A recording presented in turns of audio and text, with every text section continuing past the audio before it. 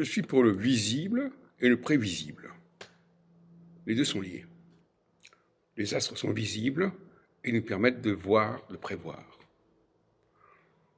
Ce qui n'est pas prévisible, ce qui n'est pas visible n'est pas prévisible. C'est un débat qui est important.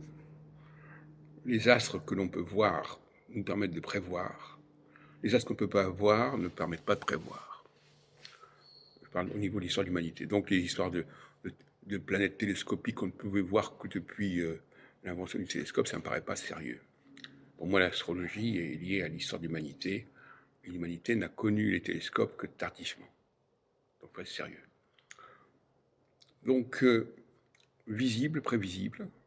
Le visible, alors j'en ai parlé l'autre jour, le visible, c'est ce qui est pendant la journée. La nuit, on n'est pas dans le prévisible, on n'est pas dans le visible, la nuit. Donc les gens qui sont marqués par le nocturne sont des gens qui ne sont pas dans le visible. Et donc ils sont dans la parole.